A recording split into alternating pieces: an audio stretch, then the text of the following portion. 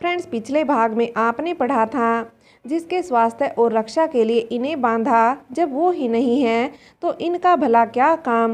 वैशाली ने उस धागे को काटकर उमा जी को देते हुए कहा, अब मुझे इनकी आवश्यकता नहीं है, इसलिए आपको इनके साथ जो करना है वो आप कर सकते हैं।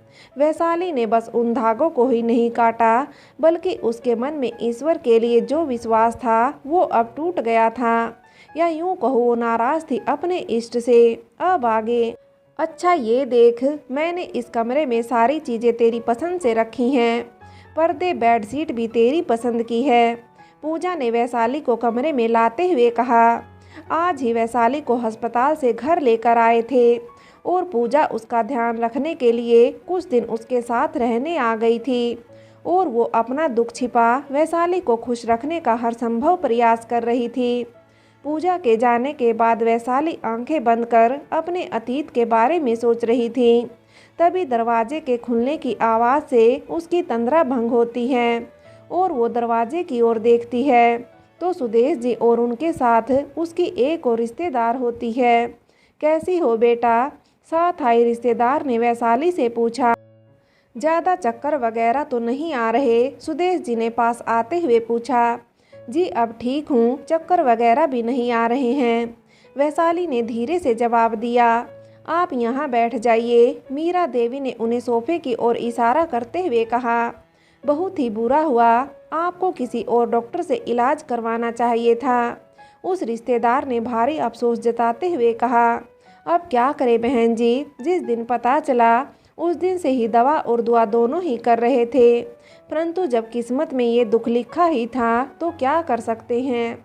वैसे बच्चों का क्या है, वो तो साल भर में हो जाएंगे, परंतु पहले बच्चे की मौत का कलंक तो लग ही गया ना। बस अब तो एक बार पोते का मुंह देख लूं, सुदेश जी ने आंखों में आए आंसू पोंछते हुए कहा। जो कितने असली थे और कितने नकली थे ये कोई नहीं बता सकता था। सही कहा आपने, अब अगली बार लड़का हो जाए तो सब कुछ सही हो जाएगा। सब बातें कर ही रहे थे, तब तक काजल चाय नाश्ता लेकर आ गई थी। काजल बेटा, ये चाय नाश्ता बाहर आंगन में ही ले चलो, हम भी वहीं आते हैं। वैशाली अभी अस्पताल से आई है, उसे आराम करने देते हैं, मीरा देवी ने काजल से कहा तो काजल बाहर चली गई। आज के बाद वैशाली से कोई भी मिलने आए तो उसे कह देना कि वैशाली सो रही है, या डॉक्टर ने ज़्यादा बात करने के लिए मना किया है, क्योंकि ये मेहमान मिलते तो कम हैं, जख्मों पर नमक ज़्यादा छिड़कते हैं। मीरा देवी ने सुदेश जी और उस रिश्तेदार के जाने के बाद सबसे कहा। माँ जी, वैशाली के साथ उस हादसे को कितना समय बीत गया, परंतु उस दिन के बाद ईश्वर पर उसकी नाराज़गी अब भी वैसी ही है। उसने पूजा करना भी बंद कर दिया। कभी कभी किसी के कहने पर घर के मंदिर में दिया बाती करती भी है तो बिना प्रणाम किए ही मंदिर में जाती है और वापस आती है। वैशाली की माँ ने चिंता जताते हुए कहा, तुम चिंता मत करो, मैं उससे बात करती हूँ। कभी कभी हम अपने जीवन में आने वाली तकलीफ़ों को ईश्वर का अन्याय समझ उनसे मुंह मोड़ लेते हैं, मीरा देवी ने वैशाली की मां को समझाते हुए कहा। क्या कर रही है मेरी लाडो? मीरा देवी ने कमरे में आते हुए कहा। वैशाली अचानक दादी की आवाज़ सुनकर चौंक जाती है और सोनोग्राफी रिपोर्ट को तकिए के नीचे छुपा देती है। सबको लगता था कि वैशाली दुखी होने के कारण अकेले कमरे में रहती थी, परंतु किसी को नहीं पता था कि वो अक्सर सोनोग्राफी रिपोर्ट में अपने बच्चे के अक्स को देखा करती थी। उसका चेहरा, उसकी हंसी और दर्द को उस कागज में देखने का प्रयास करती थी। दादी के आते ही उसने अपने आंसू पोंछे और पलंग के एक ओर सरक कर उन्हें बैठने के लिए कहा। जब तेरे दादाजी एक दिन अचानक हम सबको छोड़कर चले गए तो मेरा विश्वास भी ईश्वर से कुछ समय के लिए उठ गया था। जब भी जीवन में हम अचानक किसी अपने को खो देते हैं तो हमें वो अपने प्रति ईश्वर का अन्याय लगता है, इसी कारण हम उनसे नाराज भी हो जाते हैं। परंतु बेटा, हम ईश्वर को अपने माता पिता तुल्य भी तो मानते हैं, और माता पिता से यदि कोई गलत हो जाए या उनसे किसी काम और निर्णय से हमें दुख पहुँचे, तब भी हम अधिक समय तक उनसे नाराज़ तो नहीं हो सकते ना। तुम भी अपनी सारी नाराज़गी भुला दो। परसों दीपावली है और मैं चाहती हूँ इस बार पहली आरती तुम करो, क्योंकि दीपावली के बाद तो तुम चली जाओगी फिर से अपने ससुराल। तो इस दुख के अंधकार से बाहर निकल खुशियों के नए दीप जलाओ अपने अंतर मन में इस दीपावली। मीरा देवी ने वैशाली को प्यार से समझाते हुए कहा।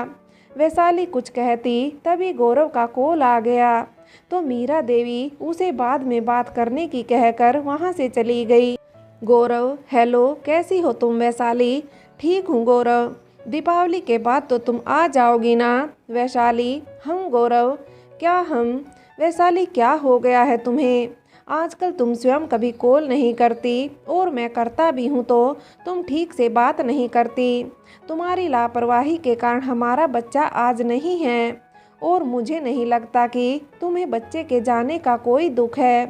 फिर भी मैं तुमसे बात करने की कोशिश करता हूँ क्योंकि मैं तुमसे प्यार करता हूँ, परंतु मुझे नहीं लगता कि तुम्हें मुझसे कोई प्यार है, कहकर गौरव गुस्से से कॉल कट कर देता है। वैशाली के कानों में गौरव की बातें जैसे रह जाती हैं। सही तो कहा गौरव ने। वैशाली जो कभी गौरव से बात करने के बहाने ढूंढती थी, वो आज सामने से गौरव बात करना भी चाहे तो भी मौन रहती है। पहले उसे गौरव से दूर रहने पर हर क्षण उसकी याद आती थी, जबकि अब उसे गौरव की कमी का एहसास तक नहीं होता। बच्चे के साथ वैशाली की भावना, उसके एहसास सब जैसे चले गए थे। इसलिए जब गौरव उसे मिलने अस्पताल आया तब उसके सामने एक भी आंसू नहीं बहाया वैशाली ने, जिसका अर्थ उसने ये निकाला था। आज भी वैशाली को गौरव के शब्दों से गहरी चोट पहुंची थी। कोई हक नहीं है गौरव को कहने का कि वैशाली को अपने बच्चे के जाने का कोई दुख नहीं है। फिर भी वैशाली ने गौरव की इस बात का कोई भी जवाब देना जरूरी नहीं समझा, क्योंकि जो उसके दर्द को नहीं समझा वो उसके शब्दों को क्या समझेगा। वैशाली ने बेमन से दीपावली की पूजा की। गौरव की बातें सुनकर उसका मन जाने का बिल्कुल नहीं था। फिर भी वो अपने मन की बात किसी से कह नहीं पा रही थी, क्योंकि ऐसा करने पर उसे ना जाने की वजह बतानी पड़ती और उस वजह को सुनकर उसे पता है एक बार फिर उसके घर में क्लेश उत्पन्न हो जाता, जो वो बिल्कुल नहीं चाहती थी, बिल्कुल भी नहीं। पूजा ने गुस्से में सबसे कहा, आप लोग इतनी जल्दी वैशाली को वापस कैसे भेज सकते हैं? माना वैशाली तो कम अकल है, भावनाओं में बहकर फैसले लेती है। उन्होंने कहा होगा वैशाली आ जाओ और ये चल पड़ी, परंतु आपको तो सोचना चाहिए ना, कम से कम भाई आप दोनों तो मना कर सकते हैं। पूजा ने अपने दोनों भाई से कहा। बदले में उसके भाइयों ने पहले वैशाली, फिर उनकी दादी और बड़े पापा की तरफ देखा। कोई कुछ नहीं कहेगा क्योंकि जाने का फैसला वैशाली का ही है, पूजा की दादी ने कहा। और अगर वो मना कर देती तो हम क्या उसे ज़बरदस्ती भेज देते? हाँ दीदू, इन्होंने तो पूछा था मुझसे, मैंने बिना किसी दबाव में हाँ कहा था। दीदू, हम फिर मिलेंगे ना, मैं जल्दी वापस आऊँगी, तू तो कुछ बात ही मत कर मुझसे। पूजा गुस्से में मुंह फेर कर खड़ी हो गई। सुनील बिना कुछ कहे वैशाली का सामान ले गाड़ी में जाकर बैठ जाता है। वैशाली भी सबसे मिलकर गाड़ी में जाकर बैठ जाती है। उसे सुदेश जी और गौरव की बातें पूरे रास्ते याद आती रहती हैं। इतने दिन वो तो अपने परिवार के बीच में थी, जहां उनके प्यार को देख अपना दर्द भूल जाती थी, परंतु अब वहां ऐसा कोई नहीं होगा जो उसके दर्द को समझे। और पता नहीं कौन से नए ताने परेशानियों का सामना करना होगा उसे। यही सोच सोच कर उसका मन व्यथित हो रहा था। आने वाला समय वैशाली के जीवन में एक और कठिन मोड़ लाने वाला था। उसे ऐसा नहीं करना चाहिए था। हर लड़की को थोड़ा बहुत तो सहना ही पड़ता है। किसी को बता देती या कुछ दिन सब्र कर लेती, समय के साथ सब सही हो जाता। ये वो जुमले हैं जो अमूमन सब कहते हैं, क्योंकि किसी का दुख सुनकर राय देना जितना सरल है उतना ही कठिन है उसके स्थान पर रहकर वो सब सहन करना। पत्थर पर निरंतर चोट करो तो वो टूट जाता है। फिर इंसान का मन निरंतर मिलते दुख से निराश और विचलित क्यों नहीं हो सकता? निराशा एक ऐसा अंधेरा है जो मनुष्य के हर उम्मीद की किरण और सोचने समझने की अक्षमता को निगल जाती है और फिर भावनाओं के भंवर में फंसा मनुष्य कुछ ऐसे निर्णय लेता है जो किसी भी तरह से सही नहीं होते, परंतु उसमें वही उसे आखिरी विकल्प लगता है। वैशाली की कार जितनी तेजी से उसके ससुराल की ओर जा रही थी, उसका मन उतनी ही तीव्र गति से अपने मायके की ओर जा रहा था। जैसे ही सुनील ने कार रोकी और वैशाली का सामान लेकर घर में गया, तब भी जैसे उसका मन दहलीज से वापस लौट जाना चाहता था। सुनील जब वैशाली के साथ घर में आया तो गौरव और उसके पिता आंगन में बैठे चाय पी रहे थे। गौरव ने सुनील के हाथ से वैशाली का बैग लिया और कमरे में रखने चला गया। आओ आओ बेटा, देविका सुनील के लिए चाय नाश्ता तो लाना, गौरव के पिता ने रसोई में काम करती देविका से कहा। नहीं अंकल जी, मुझे देर हो रही है तो चाय नाश्ता नहीं कर पाऊंगा, सुनील ने चलते हुए कहा। वो अब भी उस दिन को भूला नहीं था जब उसे वैशाली का कॉल आया था। इस घर में पांव रखते ही वो सारे पल चलचित्र से उसके आंखों के सामने आ गए थे, जिससे वो असहज हो गया था।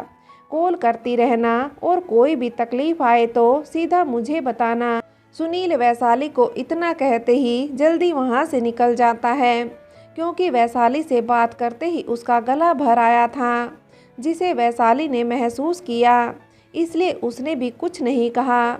वैशाली जैसे ही सुबह रसोई का काम समाप्त कर कमरे में जाने लगी, तभी उसके कानों में सुदेश जी की आवाज़ पड़ती है, तो वो उनके कमरे में जाती है। जी माँ जी।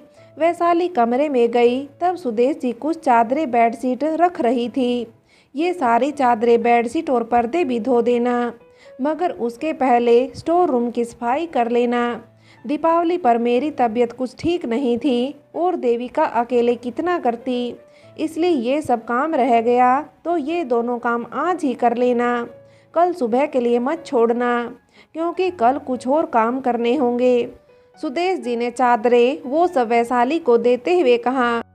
आज ही वैशाली ने धीरे से पूछा, क्योंकि डॉक्टर ने जब से कहा था कि वैशाली अभी कमज़ोर है और उसे अभी अधिक काम नहीं करने दिया जाए, तब से ही उसके घर में उसे कोई भी काम नहीं करने दिया जाता था। अब अचानक से इतना अधिक काम करना, उसे स्वयं को इन सब में ढालने के लिए कुछ समय चाहिए था। हाँ आज ही, क्योंकि कल के लिए और भी काम है। अब ठंड बढ़ने लगी है तो सबके लिए ऊनी कपड़े निकालने होंगे, उन्हें धोना और भी कुछ काम है, तो ये सब आज ही ख़त्म हो जाना चाहिए, सुदेश जी ने वैशाली को थोड़ा गुस्से में कहा। वैशाली ने वो सब उठाए और मशीन में धोने डाल दिए और साथ ही सफाई भी करने लगी। पूरा दिन निकल गया कपड़े धोने और सफाई करने में। नवंबर की हल्की हल्की ठंड ने दस्तक दे दी थी। ऐसे में पूरा दिन पानी में काम करते रहने से वैशाली को भी जुखाम का एहसास होने लगा था। उसने सब काम करने के बाद जल्दी से रात का खाना बनाया। वैशाली, वो मुझे उसमें कॉल पर तुम्हें वो सब नहीं कहना चाहिए था, इस बार मुझे माफ़ कर दो, गौरव ने वैशाली को बाहों में लेते हुए कहा। अच्छा, जो भी हुआ उसे भूलकर हम नई शुरुआत करते हैं। वैशाली ने जब कुछ नहीं कहा तो गौरव ने उसके मौन को ही उसकी स्वीकृति समझा और उसे किस करते हुए अपने प्यार का एहसास दिलाने लगा, जो शायद मन से नहीं केवल तन से था। वैशाली के लब भले ही खामोश थे, परंतु मन में कई सवाल थे। क्या सच में हर बार दिल दुखाने और फिर माफ़ी मांगने से सब सही हो जाता है? सब भुलाकर एक नई शुरुआत हो सकती है? वैशाली जब से आई थी, सुदेश जी पूरा दिन कोई ना कोई काम करवाती ही रहती। दिन भर काम करना, रात का खाना और फिर कपड़े धोना। वैशाली आज कपड़े धोने के बाद सीधा कमरे में आकर सो गई थी, जिस कारण खाने के बाद रसोई का कुछ काम रह गया और उसे नींद आ गई। कल रात की तरह आज भी रसोई का काम अधूरा छोड़कर मत सो जाना, सुदेश जी ने वैशाली को रात के खाने के बाद कहा। वैशाली ने जैसे तैसे काम खत्म किया और आकर कंबल ओढ़ कर सो गई, परंतु उसकी कपकपी फिर भी बंद नहीं हो रही थी। वो ठंड से बुरी तरह कांप रही थी। माँ ने बताया, कल तुम बिना रसोई का काम किए सो गई थी, तो उन्हें सारा काम करना पड़ा। गौरव ने वैशाली के पास आकर कहा, क्या हुआ तुम्हें? मुझे बहुत ठंड लग रही है, वैशाली ने कपकपाती आवाज़ में कहा।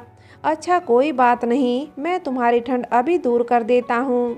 गौरव ने वैशाली को बाहों में ले लिया और फिर उसे किस करने की कोशिश करने लगा। गौरव मुझसे नहीं होगा, मैंने कहा ना, मुझे ठंड लग रही है। वैशाली ने स्वयं को छुड़ाने का प्रयास करते हुए कहा, क्या ठंड ठंड लगा रखा है, मैं भी देखता हूँ तुम्हें कितनी ठंड लग रही है। गौरव ने झटके से कंबल हटा दिया। वैशाली ने ठंड से अपने पैर सिकुड़ लिए, ठंड से कांपती रही, परंतु उसने गौरव से फिर से कंबल ओढ़ाने के लिए नहीं कहा। अच्छा ओढ़ लो कंबल, मेरे पास आ जाओ, सारी ठंड गायब हो जाएगी। गौरव ने वैशाली को कमर से पकड़ अपनी ओर खींच लिया, फिर से किस करने लगा। इस बार वैशाली ने स्वयं को छुड़ाने का प्रयास भी नहीं किया, परंतु जब वैशाली ने उसे किस नहीं किया तो वो गौरव झुंझला गया। क्या है वैशाली, और कितना नाटक करोगी? गौरव, मैंने कहा ना, मुझसे नहीं होगा। वैशाली ने एक बार फिर गौरव को अपनी स्थिति समझाने का प्रयास किया। नाटक कर रही हो ना तुम, मुझे परेशान करने के लिए। गौरव ने गुस्से में आकर वैशाली के होठों को 2-3 बार जोर से काटा, परंतु फिर भी वैशाली ने कुछ नहीं कहा। मैं बेकार में तुम्हारे साथ अपना समय खराब कर रहा हूँ, इससे अच्छा तो मैं माँ से बात कर लेता। गौरव गुस्से में कमरे से बाहर चला गया। वैशाली गौरव को जाते हुए देख रोने लगी। अब हालात उसके सहन सीमा से बाहर हो गए थे। तभी उसे सुनील की कही बात याद आती है और वो अपना फ़ोन लेती है उससे बात करने के लिए। फिर उसे अपने पापा का रवि को थप्पड़ मारना और वो सब याद आता है, जिससे वो अपना फ़ोन पलंग के दूसरी ओर फेंक देती है। तुरंत बाथरूम में चली जाती है और वहाँ स्वयं से ही बात करने लगती है। मैं क्या करूँ, मुझसे अब और सहन नहीं होता। वैशाली रोते हुए स्वयं से कहती है, अगर घर पर बता दिया तो फिर से सब आपस में झगड़ने लग जाएंगे। नहीं, मैं ऐसे नहीं कर सकती, अपने कारण अपने परिवार को टूटने नहीं दे सकती, परंतु और कोई रास्ता भी नहीं दिख रहा। वैशाली अपना सर पकड़ वहीं बैठ जाती है। तभी वो झटके से उठती है और बाथरूम में कुछ ढूंढने लगती है। उस समय उसकी स्थिति किसी मानसिक रोगी की तरह लग रही थी। आखिर बहुत ढूंढने पर उसे वो चीज़ मिल ही जाती है। वो उसे लेकर वहीं बैठ जाती है। मुझे माफ़ कर देना माँ पापा, आप सब मुझे माफ़ कर देना। आपकी वैशाली कमज़ोर नहीं है, परंतु अब कुछ भी सही होने की उम्मीद खो चुकी हूँ मैं, और वहाँ आकर फिर से अपने परिवार के टूटने का कारण नहीं बनना चाहती। जब सारी समस्या मेरे कारण है तो मेरे साथ ही सब समाप्त भी हो जाएंगी ना। गौरव जब कमरे में आता है तो वैशाली पलंग पर नहीं होती और बाथरूम का दरवाज़ा भी खुला होता है, तो वो अपने फ़ोन में गेम खेलने लगता है। परंतु जब कुछ समय तक वैशाली नहीं आती है तो वो उसे आवाज़ देने लगता है, वैशाली क्या कर रही हो इतनी देर से? वैसे तो तुम्हें बड़ी ठंड लग रही थी और अब अभी तक बाथरूम में हो, अब ठंड नहीं लग रही? वैशाली, वैशाली। जब गौरव को जवाब नहीं मिलता तो वो फ़ोन साइड में रख बाथरूम की ओर जाता है। गौरव को लगता है वैशाली बाथरूम में दीवार के सहारे आंखें बंद कर बैठी है। जब पास जाता है तो देखता है कि वैशाली के दाएं हाथ में ब्लेड होती है, जिससे उसने अपने बाएं हाथ की नस काट ली होती है। उस हाथ से बहता खून वैशाली के कपड़ों को भिगोता आसपास के फर्श को भी लाल रंग में रंग चुका था। इस दृश्य को देख गौरव जोर से चीख पड़ता है। वैशाली, जिसे सुनकर सब वहां आ जाते हैं और दृश्य को देख सबकी सांसें मानो थम सी जाती हैं। किसी को ये नहीं सूझता कि वो वैशाली की सांसें चल रही हैं या नहीं देख ले या उसे अस्पताल लेकर जाएं। सब आंखें फाड़ उसे देखते रहते हैं। फ्रेंड्स, आगे की कहानी के लिए कहानी का अगला भाग देखें।